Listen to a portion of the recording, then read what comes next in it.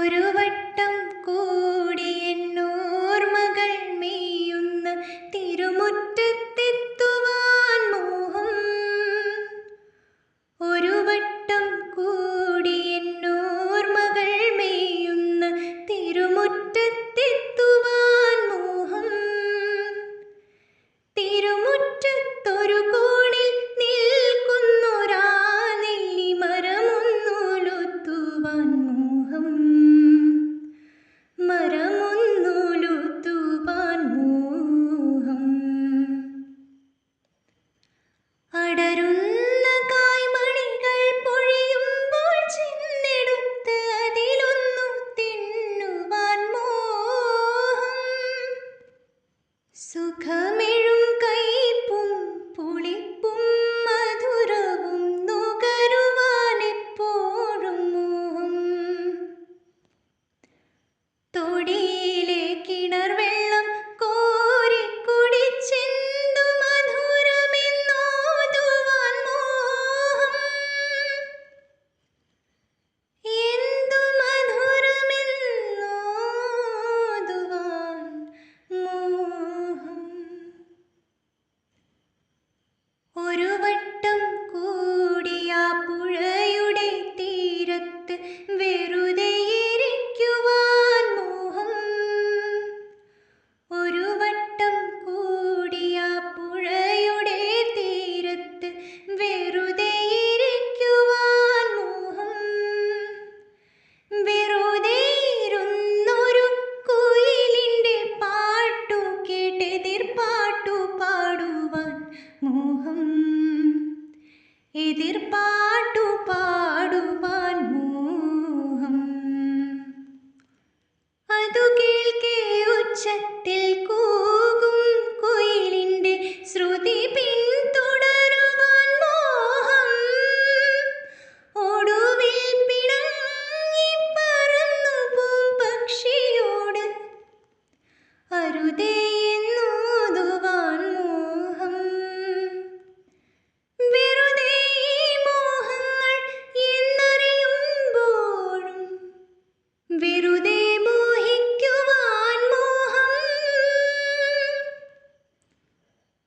വെറുതെ ഈ മോഹങ്ങൾ എന്നറിയുമ്പോഴും വെറുതെ മോഹിക്കുവാൻ മോഹം.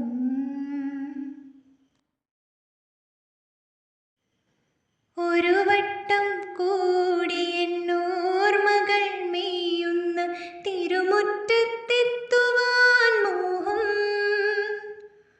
ഒരു വട്ടം കൂടി എന്നോർമകൾ മേയുന്ന തിരുമുറ്റത്തെത്തുവാൻ മോഹം. തിരുമുറ്റത്തൊരു കോണിൽ നിൽക്കുന്നൊരാ നെല്ലിമരമൊന്നുലുത്തുവാൻ മോഹം.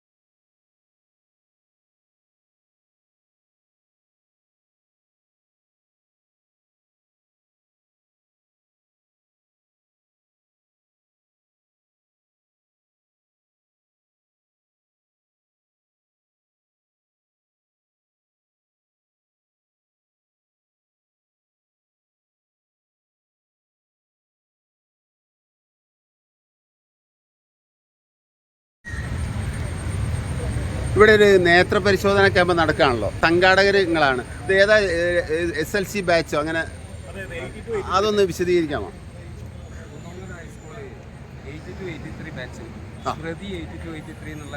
ആ പേര് ഇട്ട് നിങ്ങൾ സ്മൃതി ചെയ്യുന്നു.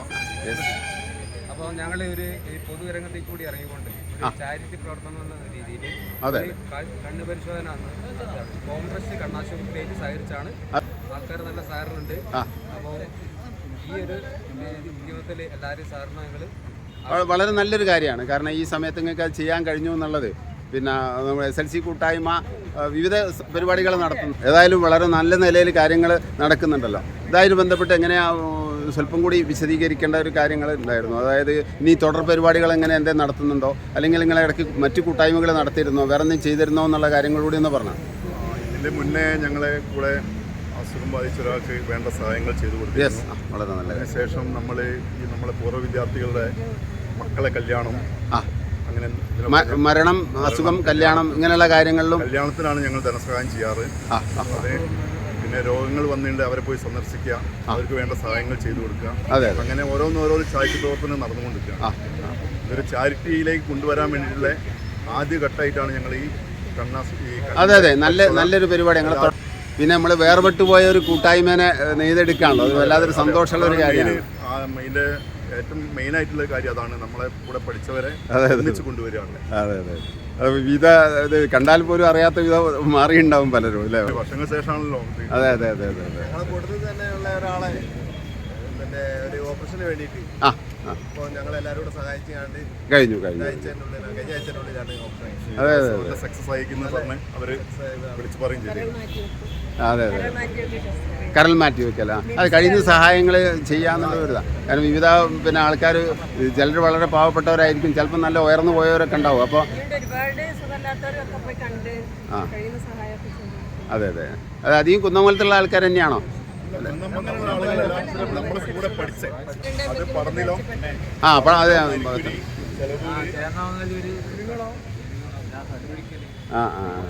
എല്ലാ ഭാഗത്തുള്ളവരും ഉണ്ടാവും. വളരെയധികം സന്തോഷം.